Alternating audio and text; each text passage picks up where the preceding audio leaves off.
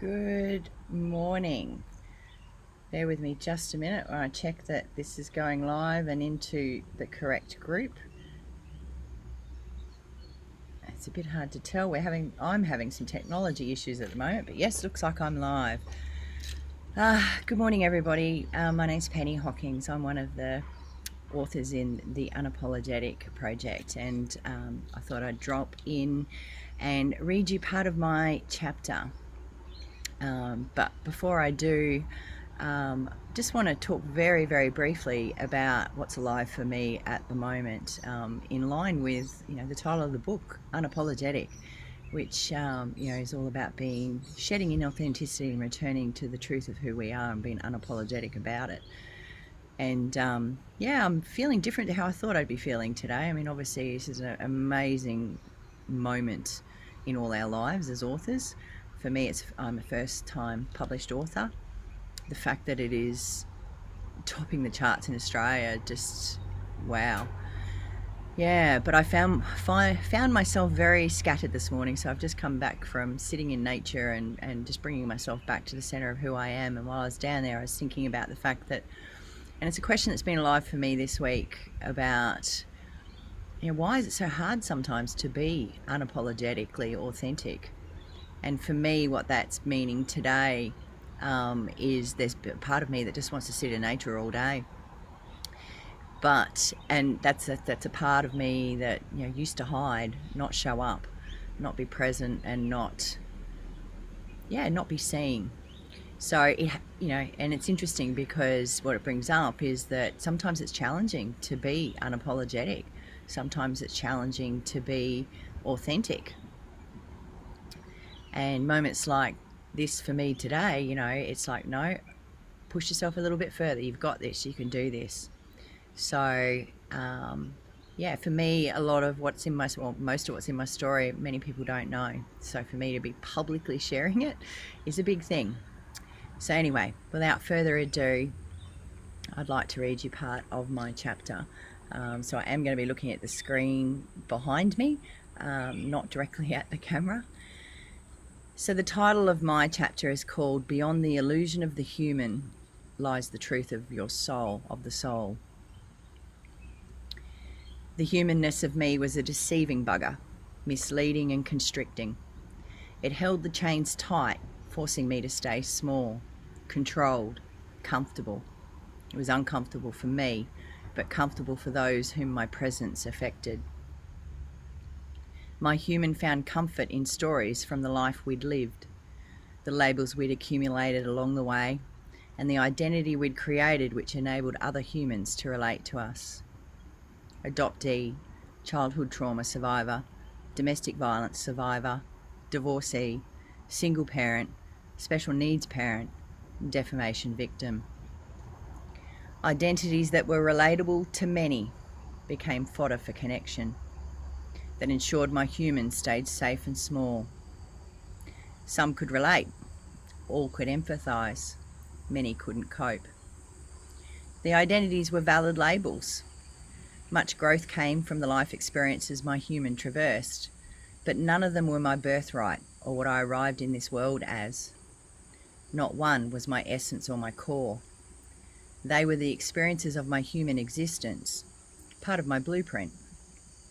I had a much bigger purpose than remaining small and obsolete. To realise I identified myself as being my labels and stories was a pivotal point in the trajectory of my life. I'd been lying to myself, convinced of a false belief taken on from others' projections. As is always the case, the human in us can choose a deeper path of inquiry. I did, and discovered my false identities were the catalyst for uncovering my soul, my fearless, authentic, unfuckable with self, my summit. I began to look closer at the identities I'd accepted, my labels and false beliefs.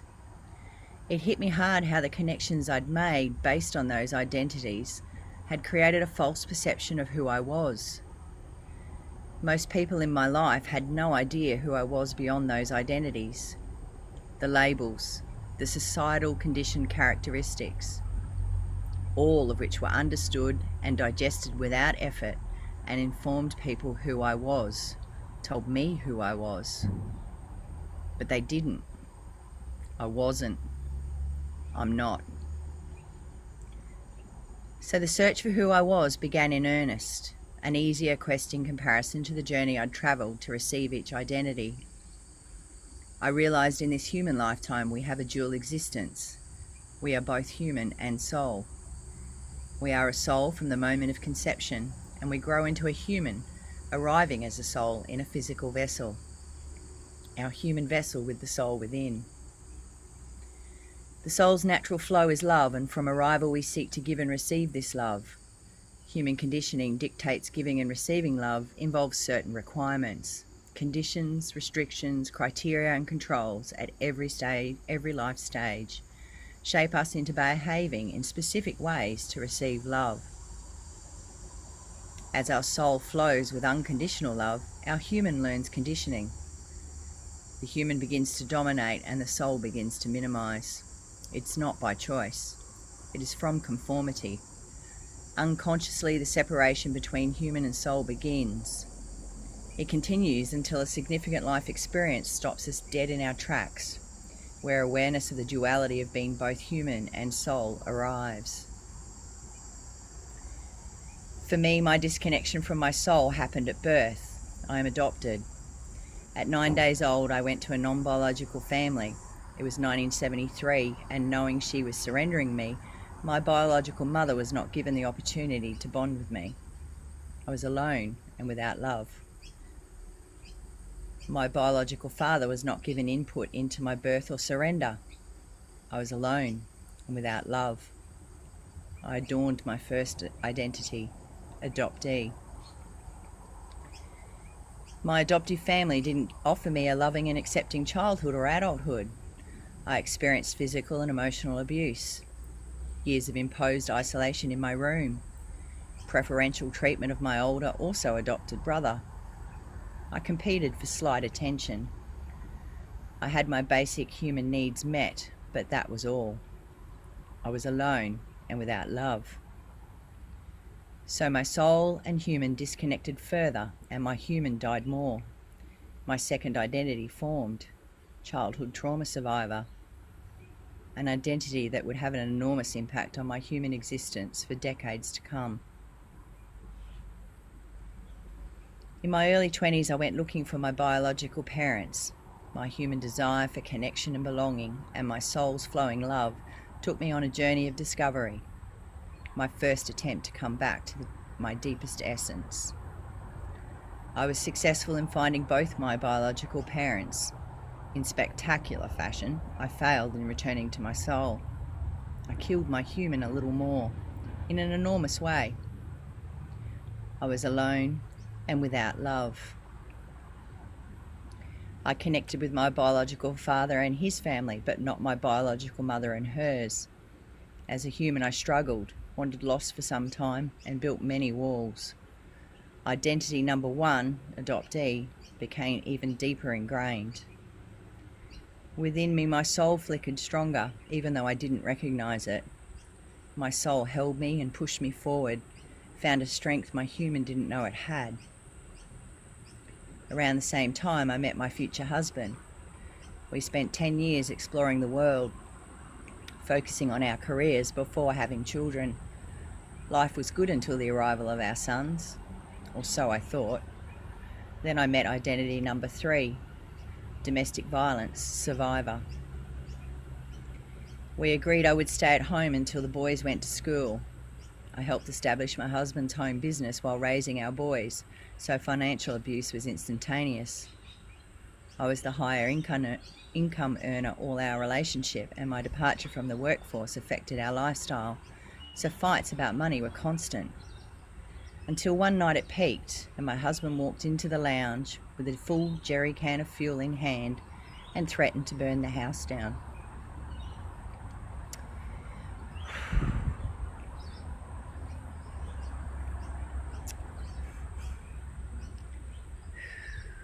Our 4.5 and 2.5-year-old children slept, unaware of the potential danger we were in.